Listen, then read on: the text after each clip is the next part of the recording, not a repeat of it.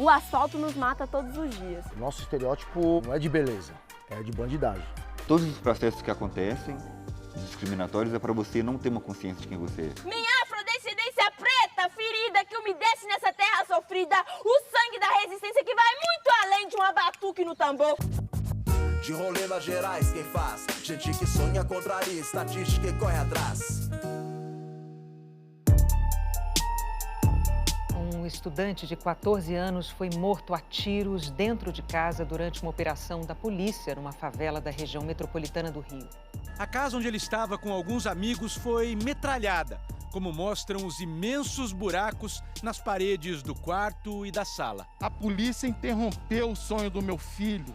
Não é porque ele é negro que ele é bandido.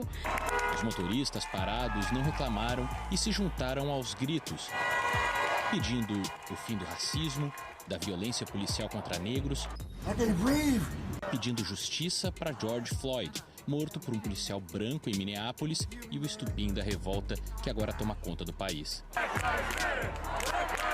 No Rio de Janeiro também teve protesto contra a violência policial do movimento Vidas Negras Importam. Isso aconteceu no mesmo fim de semana em que 2 mototaxistas foram mortos em bairros diferentes da zona norte do Rio. As famílias acusam a PM pelas mortes. Os Estados Unidos mandou um recado para o mundo. A gente não vai mais passar por isso. A gente não vai mais aceitar isso. Chega! São Paulo voltou a registrar casos de violência policial no fim de semana. Carapicuíba, Grande São Paulo. O policial coloca o joelho em cima do peito deste homem negro. Ele se debate até desmaiar. A imagem lembra outra que correu o mundo. Falei pra ele que ele tava me tratando daquele jeito que eu era preto, que eu era favelado. Ele cala a boca que aqui é polícia.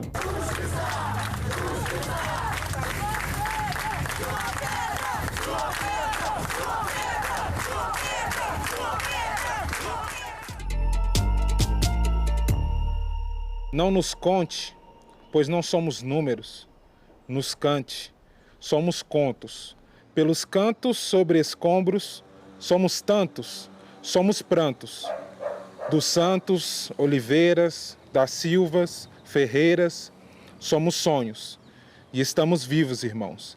João Pedro, 14 anos. Assassinado pela polícia dentro de casa no Rio de Janeiro enquanto brincava com os primos.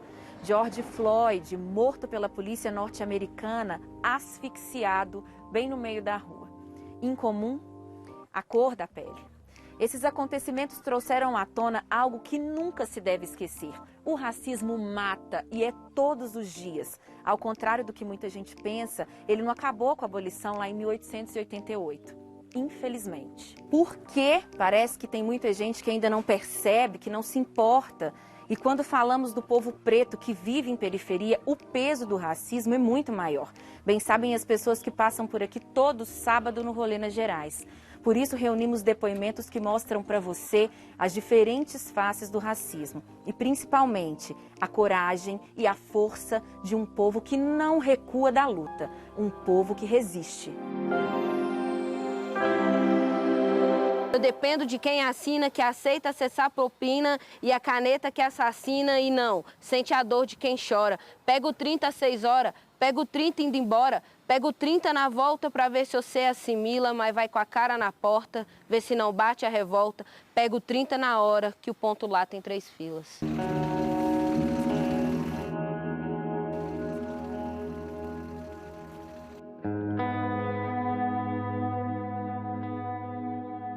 Meus filhos já sofreram preconceito.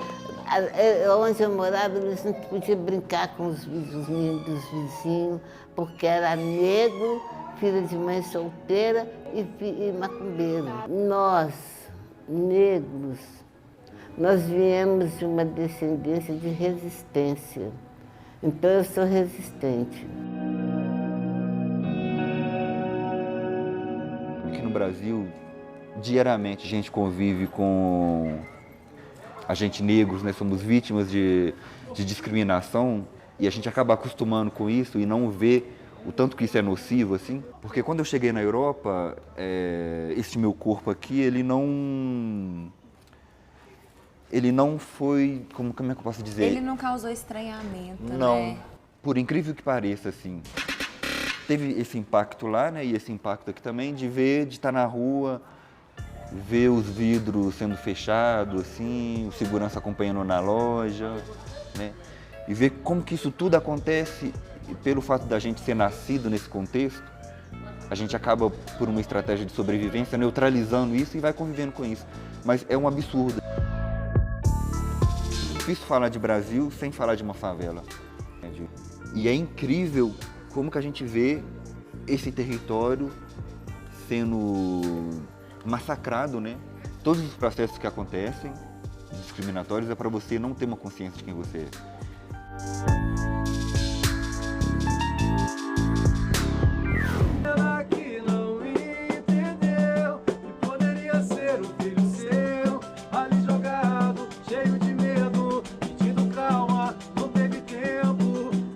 Para mim que mora no asfalto, para mim, na minha visão, não é pior nem melhor que o meu vizinho, que é meu amigo, cresceu comigo. Lógico que eu tenho muito mais afinidade com o meu vizinho, mas eu respeito o cara que mora no asfalto.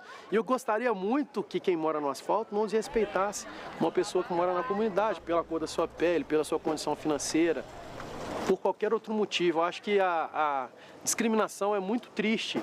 A pessoa que discrimina, eu acho que é uma pessoa que primeiro, não tem educação e não tem o homem lá de cima no coração, porque ele já falou, todos são iguais. Na calada da noite eu vejo sonhos morrerem, quem teve a chance de ver novos amores nascerem, pra família ficou só medo e pesadelo, quem deveria proteger já chega dando atropelo, a mesma cor que morre, a mesma cor que mata, a nossa mãe que chora, quem lucra usa gravata, I love favela, justiça pra caminhar, a gente só quer ser feliz, poder sorrir e sonhar. Bora sonhar, favela. As favelas hoje no Brasil é o novo conceito de quilombo. E as favelas é quem construiu esse país todo. A favela é quem vem construindo e vem fazendo todo o desenvolvimento. O povo preto sofre da falta. Falta educação, lazer, segurança, falta oportunidade. E nas periferias a arte é uma arma potente para romper barreiras e combater a opressão. Uma arte que derruba preconceitos, resgata a identidade, reverencia a ancestralidade, respeita o outro do jeito que ele é. Arte que pulsa na pele preta e transforma vidas. Rolê nas Gerais, aí Morada da Serra Nativa, moro? Cê tá ligado que é pra isso, tamo nisso, a parte baixa, vejo bem representada. Esse Duduca da memória nunca foi tirada, vou seguir firmão por eles na caminhada. Se deixar, a gente é levado pela correnteza periférica, tipo, questão do crime, droga. Pelos moleque do Beiralinho, os menorzinhos do campão. Estimula nós do rap quando é zica a produção. Chegou aqui, eu dei de cara com viatura da polícia, estavam sendo abordados. O que aconteceu? Na verdade, a gente já estava se reunindo, preparando, né, pra reportagem. Eles abordou a gente, falando que ouviu barulhos de tiro e tal. Falou que a gente tinha característica das pessoas que estavam dando tiro. Aí eu fui pensei, pô, mano. Por ser negro, você é suspeito e você tá sujeito. Tenha cautela no seu dia a dia aí, cuidado pra não levar 80 tiros junto com sua família. Sempre uma frase que eles falam é: a característica de vocês combina com a característica da denúncia. Sempre bate. O conceito formado pela polícia de que o menino mora na região, o menino é traficante, sabe assim? Então, assim, às vezes são tabus que a gente tem que quebrar muito forte, sabe? Principalmente se ele é negro ainda e pronto, acabou de complicar a situação.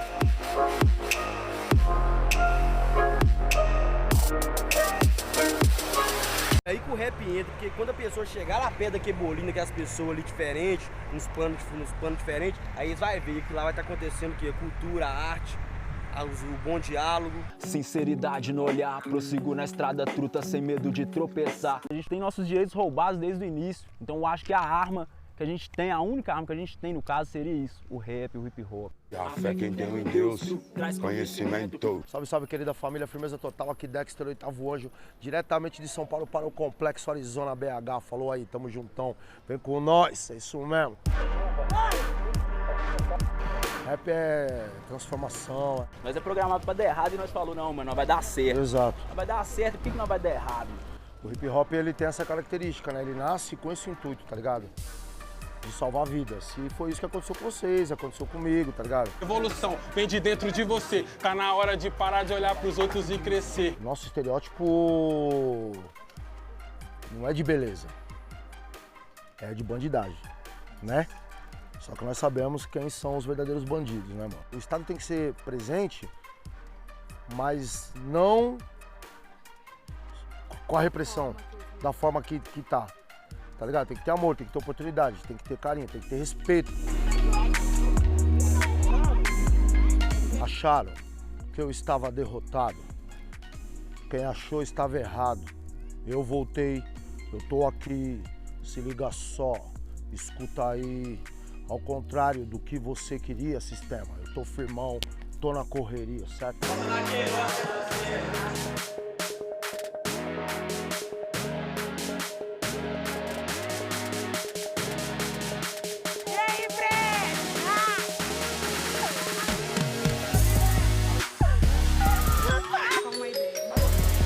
Em 1888, a abolição da escravatura. Logo em seguida, a favela é formada por ex-escravos no extremo da cidade, mas a passada é possível por conta do fruto do racismo na sociedade. Se morrer, outro entra. E querendo ou não, é um a mais. Uma a menos. Pra estatística. Eu questiono e eu digo, pois moro na favela há mais de 15 anos e já vi morrer mais de 80 amigos, conhecidos. Para conseguir me aceitar foi bem difícil. Demorei muito tempo para conseguir ser quem eu realmente sou agora. Preto, de periferia, pobre. Por que você demorou para se aceitar? Porque eu já sofri muito bullying, racismo, era na escola, no ensino fundamental eu era mais gordo, eu era o pretinho gordinho da escola, o azeitona preta. Você já tem um autorreconhecimento que te faz andar na rua com seu black, com seus acessórios. Eu sei do meu valor agora. Agora eu sei do meu valor. Mas, infelizmente, depois de um longo processo doloroso, para a gente aceitar o nosso cabelo, a gente aceitar o nosso nariz, a nossa cor de nossa pele. Nossa boca. A nossa boca. É na favela que nascem os grandes compositores, escritores e ativistas. Mas todo preto é bandido. Quanta hipocrisia. E hoje, quando você anda e alguém te olha, você estufa o bonito. peito e fala, que pretão, hein? Que pretão. Pega o contato dele, por favor.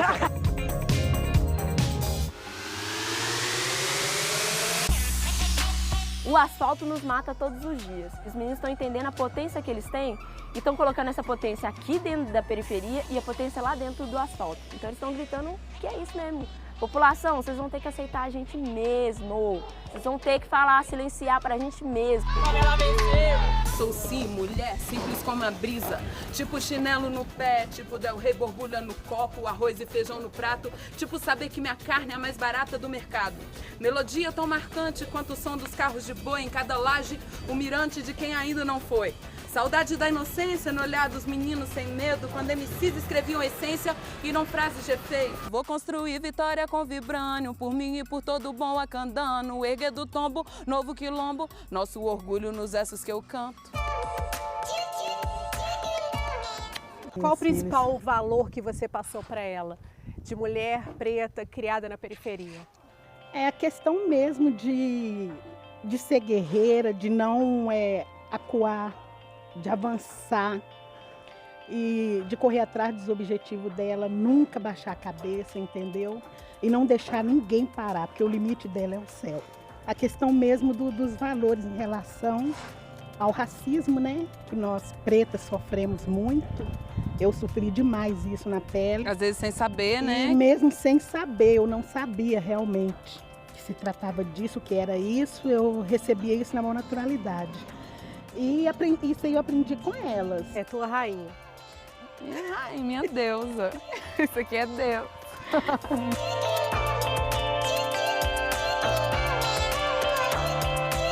Cabeça pro alto, estufe o peito. Que seus antepassados lutaram pra que hoje seja pelas ruas, sentindo orgulho de ser preto. De vir do meio do gueto e mesmo sabendo que seus ancestrais reis e rainhas são, você tem a honra e a humildade no coração. Pra gente estar aqui hoje falando e recitando e falando as verdades que a gente quer falar, muita gente lutou, sabe? Sim. Tipo assim, muito sangue foi derramado e é derramado. Então a gente tá viva, enquanto mulher preta também, que isso também é uma questão muito forte, sabe? Lutando por todos nós, assim. é muito forte. Da poesia que a gente surgiu enquanto afrolíricas e é da poesia que nós estamos aqui também. Salve minhas pretas velhas, rainhas do agogô, minha afrodescendência preta, ferida que umedece nessa terra sofrida, o sangue da resistência que vai muito além de uma batuque no tambor. África é sua mãe e não se esqueça, deixe que a ancestralidade acenda na sua cabeça. Olhem pra mim e digam, o que vocês veem? Vocês sempre tiveram medo de mim porque não me conheciam.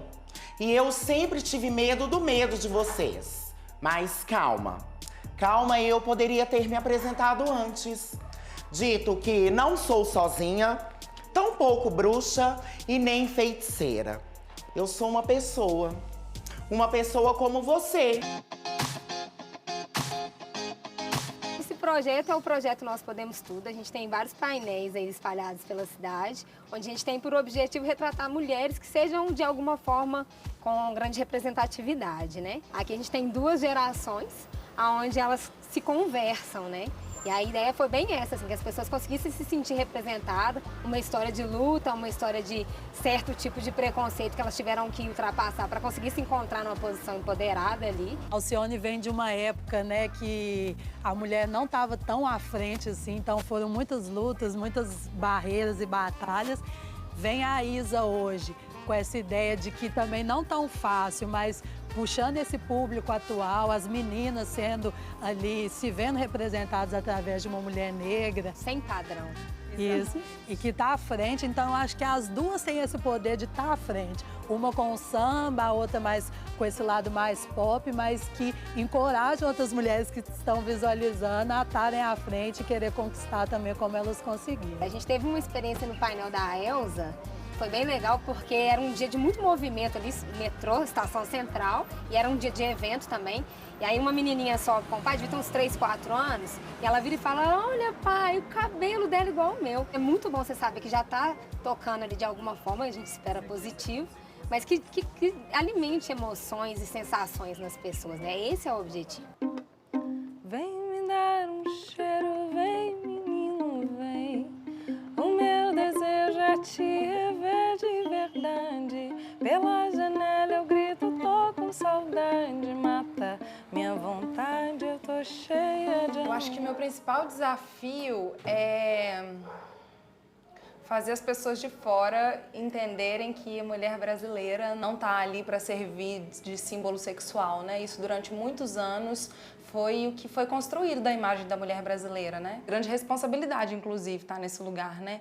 De reescrever fragmentos do que é a história da mulher negra brasileira. Eu acho que a gente está começando a desconstruir vários alicerces desse racismo estrutural que, às vezes, coloca na nossa cabeça que a gente não pode. Teve várias coisas ao longo da minha trajetória que eu achei que eu não pudesse. Vai buscar o doiar no espelho d'água lá na maré.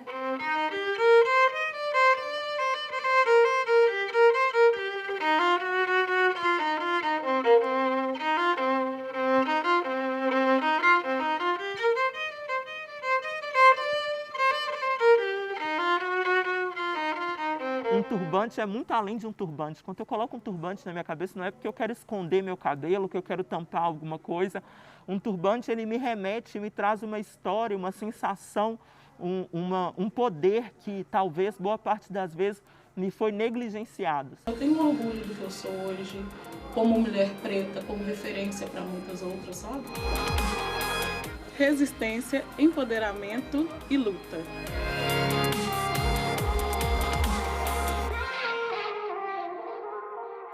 Durante anos falaram que a universidade não era pra gente, aeroporto não era pra gente. Quando eu cheguei na faculdade, um dos primeiros rompantes que eu tive na sala de aula, eu moro na favela tal, eu moro no Morro das Pedras. O que a gente faz é romper com um sistema que diz pra gente o tempo todo que aquele lar não é o nosso lugar. Muitos lutaram por nós.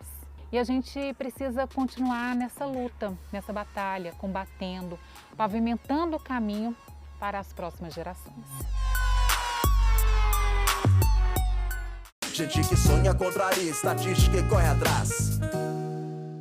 Eu vi um menino andando no morro com os pés no chão. Ah, eu vi. Polícia e ladrão só faziam parte das brincadeiras de criança. Ah, eu vi.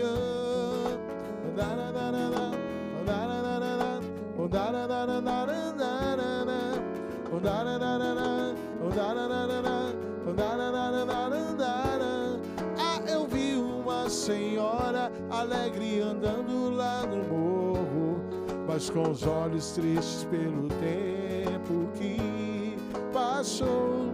Ah, eu vi crianças alegres brincando lá no morro, e a marca da tristeza e da violência iam embora lá do morro. Educação, democratização do ensino para quebrar conceitos estabelecidos, abrir caminho. Quando um preto chega à sala de aula, conquista um diploma, movimenta toda a sociedade que cresce com ele. É a partir da educação que nós contamos as nossas próprias histórias, incentivamos, representamos os nossos. É com ela que a gente avança mais um passo em busca da igualdade.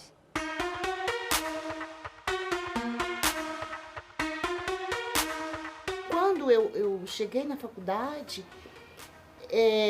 acho que um dos primeiros rompantes que eu tive na sala de aula foi isso, entendeu? Falou, gente, ó, eu moro na favela tal, eu moro no Morro das Pedras, entendeu? As pessoas dizem para a população negra, de modo geral, né, que não é uma questão de racismo, que é uma questão de mérito, né? Quem estuda muito, consegue.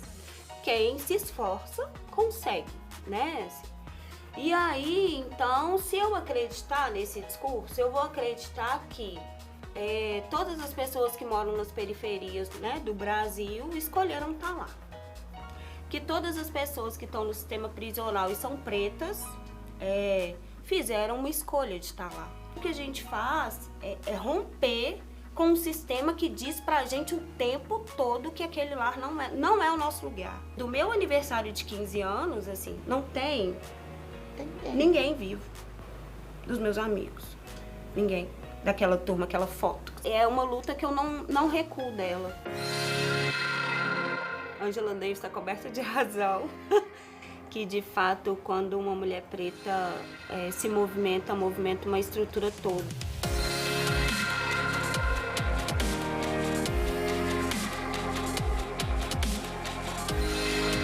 Essa é a segunda aula do professor. Meninos de 11 e 12 anos falando sobre feminicídio, histórias de superação, retratando uma história de um cara que é negro, pobre, morador de periferia. Alguma semelhança com o professor? Totalmente. E a gente sabe do racismo estrutural que acontece na sociedade. Aqui tem um caso interessante, quando eu cheguei aqui em 2005, já falei pro porteiro. Ele falou, você que é o encanador?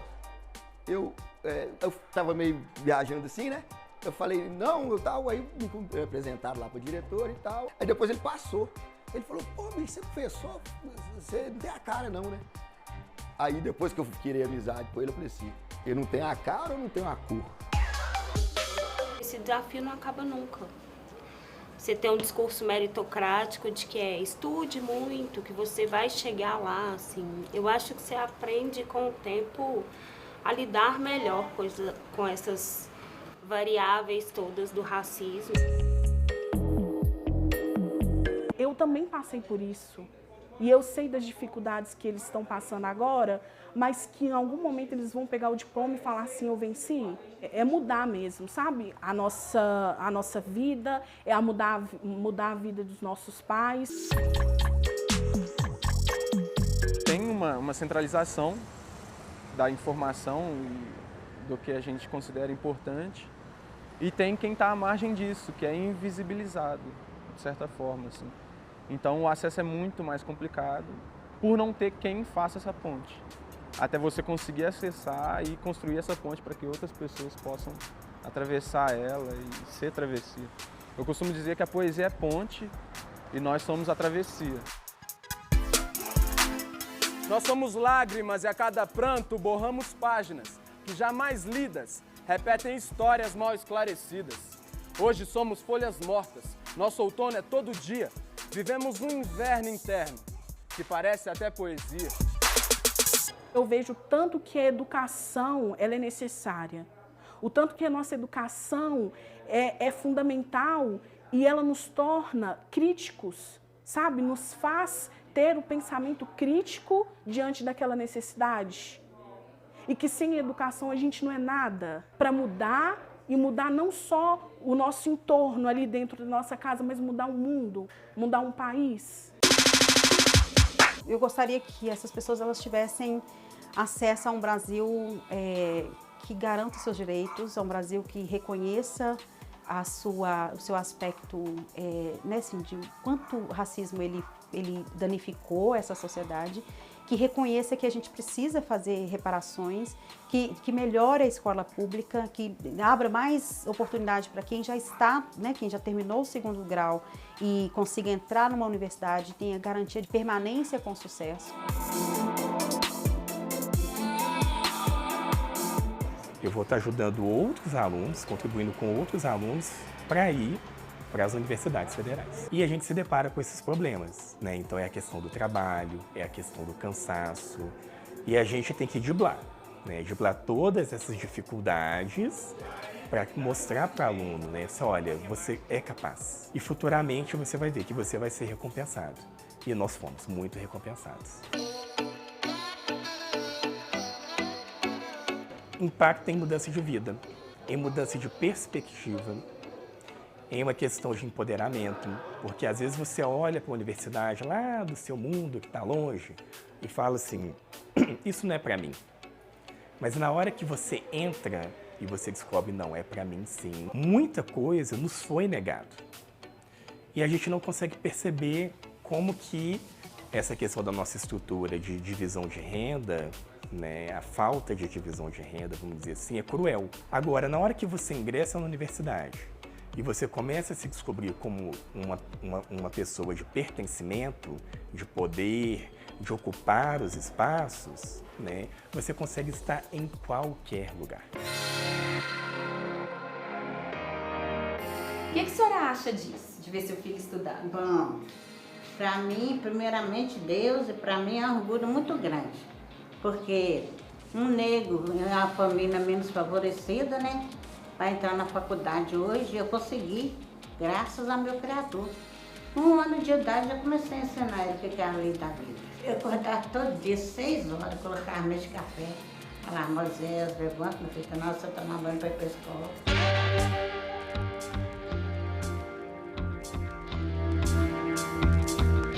O diploma para mim vai ser a minha história contada num papel. Mas o que fica na minha memória é tudo isso que eu passei e superei para chegar lá. É difícil falar, dói, a gente escuta muita coisa. Você não vai conseguir, você não vai, você é preto, seu cabelo é ruim, você é favelado. Mas eu tenho muito orgulho disso. Isso faz parte da minha história, esse sou eu.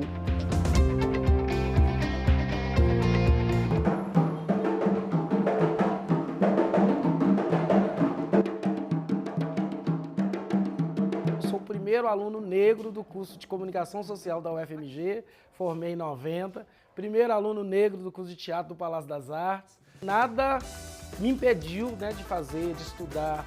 E é isso que eu busco, e estou buscando ainda mais. Durante anos falaram que a universidade não era pra gente, a aeroporto não era pra gente. E a gente descobriu que é, então a gente... Bom, nós experimentamos o gostinho, agora ninguém volta atrás mais. Eu costumo dizer que o racismo, né, o racista, ele não é problema meu, ele é que tem que fazer terapia, não sou eu. Eu sou muito bem resolvido com a minha cor, com a minha raça, com a minha descendência, com os meus antepassados. O racista que não aceita o outro diferente, ele é que precisa fazer tratamento. E se fosse você sendo perseguido pela polícia? E se fosse você enfrentando olhares de medo e suspeita o tempo todo? Já pensou nisso? Só por causa da cor da sua pele? Racismo é crime, movido por ódio, ignorância ou falta de amor. Já que esse programa é feito por muitas cores e de mãos unidas, a gente acredita que é assim que se avança. Como disse a filósofa Angela Davis, não ser racista é pouco, é preciso mais. Essa batalha é de todos nós, seres humanos, antirracistas. Salve a favela. Salve, povo preto! Assim como você, o nosso rolê é resistência.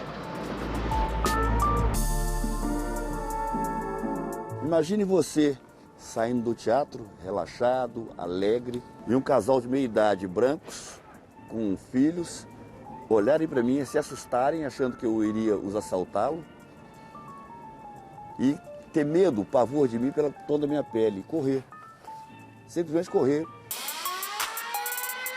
Se põe no lugar do outro, se fosse vocês fazendo isso, tendo preconceito, me chamando de preto, macaco, pretinho favelado, seria legal? Estava no Rio de Janeiro, fui num hipermercado, fiz a compra e quando eu estava saindo do hipermercado, uma pessoa me abordou no estacionamento e falou assim: amigo, você notou que um segurança ficou te seguindo o tempo todo dentro da loja? Eu falei com ele, não notei isso não. Ele, pois é. Ele ficou te seguindo, ó, pela cor da sua pele. Minha filha, aos 7 anos, Tainá, foi chamada de macaca na escola por uma coleguinha. Chegou em casa aos prantos. Quando é filmado, é um instrumento de reforçar a luta. Mas e o que não é filmado, o que não é mostrado? E o que está escondido, né? Por trás da maldade e da falta de noção das pessoas. Eu achava que se o preconceito racial era culpa nossa, né? Da gente negra. Então, toda vez na aula de história eu baixava a cabeça, né? Ficava lá pensando do porquê que a gente sofria tanto, né? Por que o nosso povo foi escravizado. Eu, desde a minha infância, já sofri muito racismo. Ainda sofro aquele racismo velado. Então, é um assunto que ainda machuca muita gente. Falar de racismo não é muito fácil. É triste, né? A gente, século XXI, nós estamos em 2020, ainda ter que discutir e brigar por algo que deveria ser nosso direito. O racismo não é um problema do preto, do negro. O racismo é o problema do branco. Então, enquanto a gente não se unir, esse problema nunca vai ser resolvido. Eu tenho orgulho de ser preto. O racismo, como diz Djamila Ribeiro, filósofa e escritora, é um sistema de opressão que tenta tirar os nossos direitos, a nossa existência. Nós precisamos resistir e combater. A gente precisa olhar para trás e ver que muitos lutaram por nós, muitos negros e negras, e a gente precisa continuar nessa luta, nessa batalha, combatendo, pavimentando o caminho para as próximas gerações.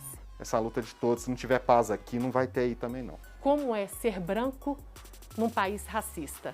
Eu acho que esse questionamento tem que começar por aí. Quem sabe, a partir dessa pergunta, a reflexão muda um pouco.